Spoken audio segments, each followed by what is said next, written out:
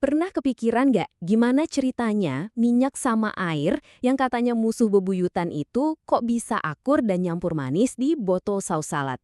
Nah, hari ini kita bakal bongkar rahasia kimianya. Selamat datang di dunia emulsi yang penuh keajaiban. Minyak dan air, harusnya kan mereka pisah ya. Tapi coba deh, lihat saus salad, lotion, bahkan susu di kulkas Anda. Semuanya kecampur dengan sempurna. Ini bukan sulap loh, tapi sains yang keren banget.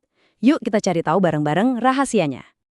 Oke, perjalanan kita kali ini akan dibagi jadi 5 bagian.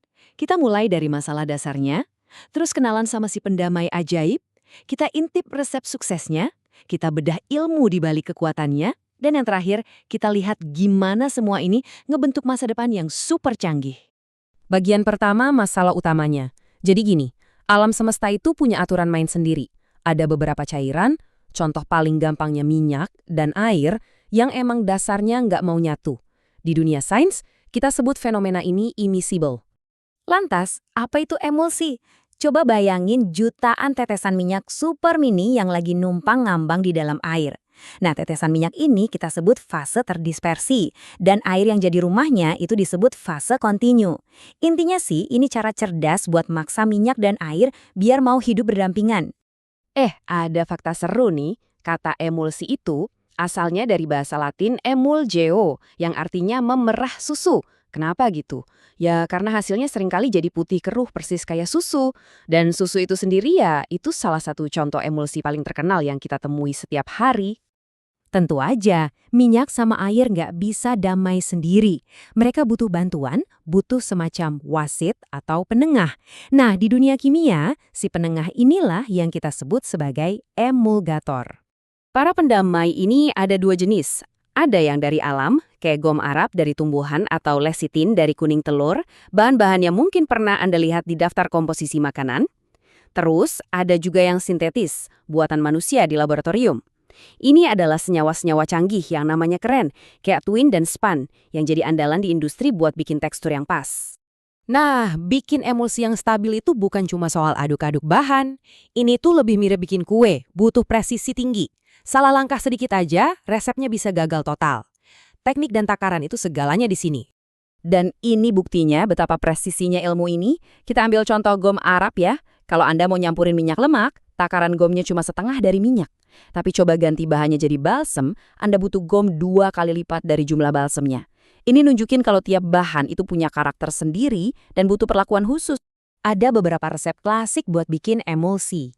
Yang pertama, metode gom kering. Disebut kering karena kita campurin dulu emulgatornya, si gom, langsung sama minyak dalam keadaan kering. Setelah mereka nyatu, baru deh kita kagetin pakai semua air sekaligus sambil diaduk super cepat buat ngebentuk inti emulsinya. Selanjutnya ada kebalikannya, metode gom basah.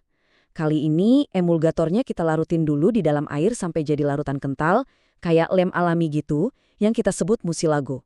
Baru setelah itu minyaknya kita masukin sedikit demi sedikit sambil diaduk terus. Urutan yang beda ini bisa menghasilkan emulsi yang beda juga loh. Terakhir, ada metode botol. Ini semacam cara cepat yang ampuh buat minyak yang encer dan gampang menguap. Gampang banget, tinggal masukin gom sama minyak ke botol, kocok. Tambahin air, kocok lagi yang kencang.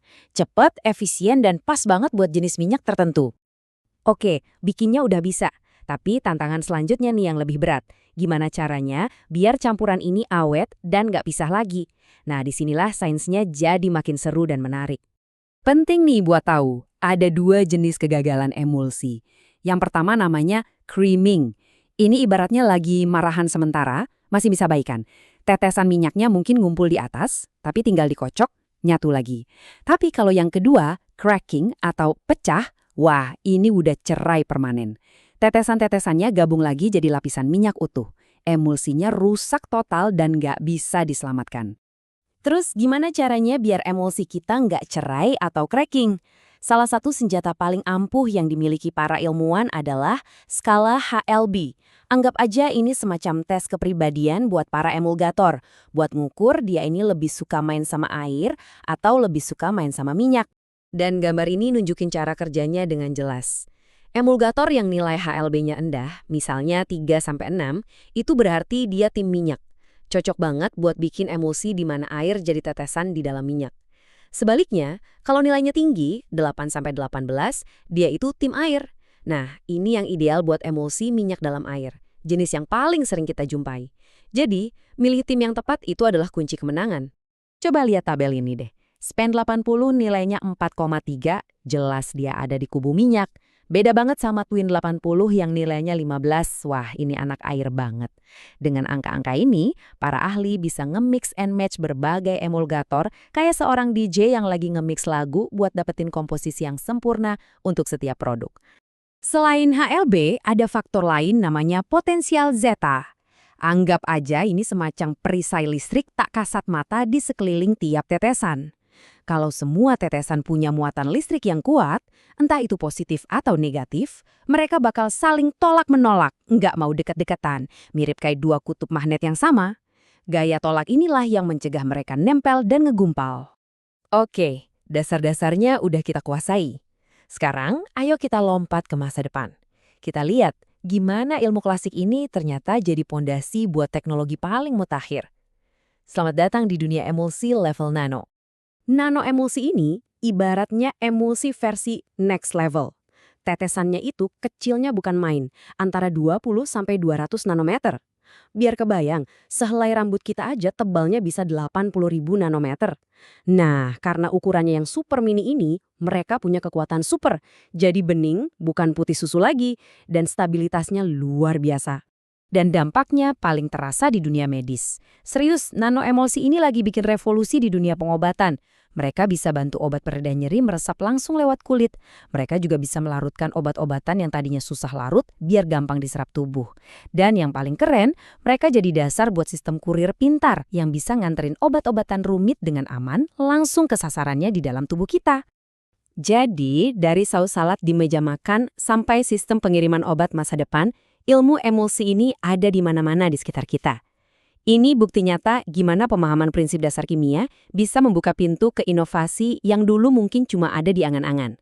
Pertanyaan besarnya sekarang adalah, dengan terus menguasai seni mendamaikan yang tak tercampur ini, kira-kira keajaiban apa lagi yang akan kita ciptakan selanjutnya?